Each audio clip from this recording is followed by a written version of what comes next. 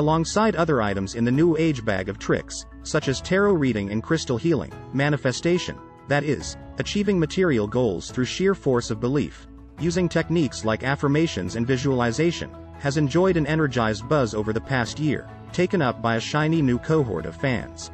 This you'll know if you've clocked one of the 5.1 million Instagram posts tagged #manifestation or contributed to the 8.2 billion, yep, that's billion, views of manifestation content on TikTok. But the big question is it truly possible to get the life of your dreams just by willing it to happen? While some practitioners argue that the root ideas behind manifestation are present in certain ancient spiritual traditions, you've most likely come across it in the guise of the law of attraction, which is central to the New Thought movement. At its most basic, the premise is this: your thoughts and feelings send out vibrations to the universe, attracting events that share those frequencies. Good attracts good, bad attracts bad, positive thinking on steroids. As to the uptick in the interest of late, research has found that periods of high stress correlate with a surge in magical thinking, believing that unrelated events are causally connected with supernatural forces affecting outcomes.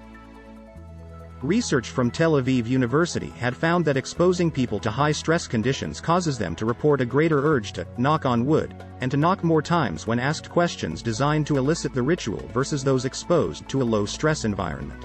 It isn't just the stress of the pandemic that's generated interest in manifestation, but the loss of control that's come with it. In situations where you have little or no control, you try to find ways to make sense of things. It's inherently threatening for us to think of the world as an unpredictable place. One way to think of manifestation is as wishful thinking. This can be a process of regaining control. A true story that a person who was feeling low and anxious after being impacted by lost work and money troubles during the COVID pandemic. She had started following the law of attraction coach and signed up for his program. There were several manifestation tools, such as the emotional freedom technique, or tapping, and how to create a vision board covered in the program. After doing the latter, she decided to follow her intuition and plunge into a new professional venture, selling healing crystals. 6 months on, her live crystal sales, which she hosts twice weekly in a Facebook group she set up for the enterprise, sell out every single time. Coincidence, you ask? Or evidence of the universe in action? It's true that much of the language used in these practices are rooted in the spiritual, and talk of the universe, vibrations, and energy is understood to be pseudoscience in mainstream circles. And yet, research does support some of the techniques that sit under the manifestation umbrella. Research was conducted into growth versus fixed mindsets. For one, shows that believing your capabilities are not set in stone makes you more likely to put in the work to reach a punchy goal. People with fixed mindsets, those who believe their intelligence, character, and creative ability are as static as their eye color, limit themselves by avoiding new challenges that come with a risk of failure.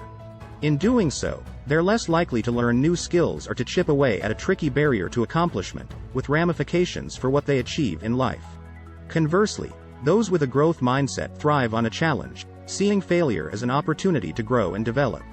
Multiple studies in school pupils show that those in the latter camp routinely learn more new and difficult things, thus allowing the neurons in their brains to form fresh and stronger connections. Arguably, in some of its less fantastical iterations, manifestation is a growth mindset by another name. The law of attraction doesn't just respond to your thoughts. It responds to the way you feel about yourself, the world, and what you believe is possible.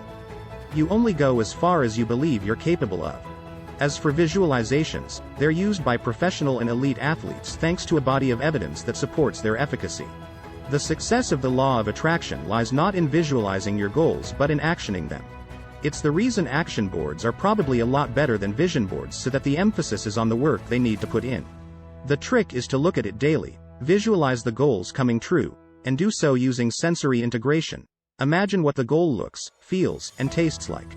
By stimulating your brain with specific, goal-oriented images every day, you're cementing them in your brain's limbic system, the home of emotional responses and memories, and priming it to pay attention to those things. This is called value tagging. For example, for someone who wants to work in the field of mindfulness, you've put a visual representation of this on an action board, and you've been doing visualizations in which you've pictured yourself in such a role. Then, in conversation, someone mentions they're developing a mindfulness app. Because you've value tagged this, your ears prick up. Perhaps you ask for an interview and so realize your ambition. In short, visualization creates action. Still, if the idea that the universe works in much the same way as filling up your Sephora cart and hitting place order feels too good to be true, you're in good company. It isn't just a question of whether the techniques that sit under the manifestation umbrella will work, but how you'll feel if they don't. People may be more likely to turn to manifestation and other self-help ideas when they're particularly vulnerable and depleted, and, consequently, their self-esteem may be lower.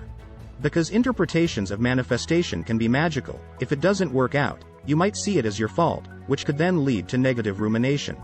What's more, the idea that you can manifest anything fails to account for the structural disadvantages that are woven through society. It could exacerbate this perception that already exists that people who are worse off somehow deserve it because they've not worked hard enough. That forgets that privilege, like your race or social class, which plays a huge role in the division. It taps into this unhelpful side of self-help culture, the idea that you're in your own way and if only you'd get out of it, you could thrive. The language of manifestation has even become bound up in the DNA of the network marketing world. Researchers found the law of attraction was ingrained in the culture of one network marketing organization, with senior leadership warning that negative thoughts would send energy into the universe and attract bad sales. It ignores structural inequalities and pushes responsibility onto the individual and not the organization. While this didn't cause people to work harder, it did lead some individuals to blame themselves for not having the right attitude. The social media stream of manifestation content only exacerbated these feelings. You see that everyone's manifesting their dreams, and you don't have the success you were hoping for. It makes the fall from not getting what you were trying to manifest even harder. So, could manifestation work for you?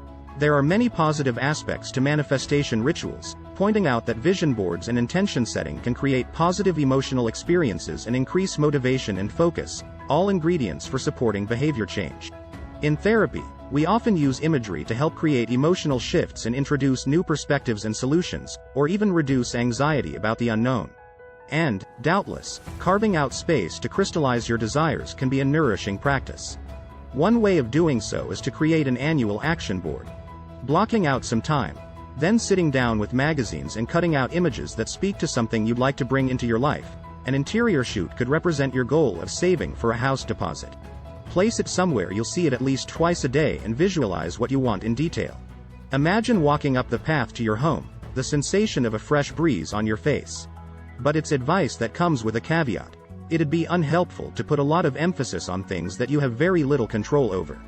It may be counterproductive as a result, making you more disengaged and perhaps demoralized over time. It could discourage someone from dreaming big, but it's important you have other building blocks to help with those dreams. When it comes to manifestation, there are rubies among the rubble. But believing that thought vibrations alone could transform your existence? In short, all that glitters is not gold. Thanks for watching and hope this video can give you a clear idea what manifestation is all about. Consider subscribing, and see you in the next one.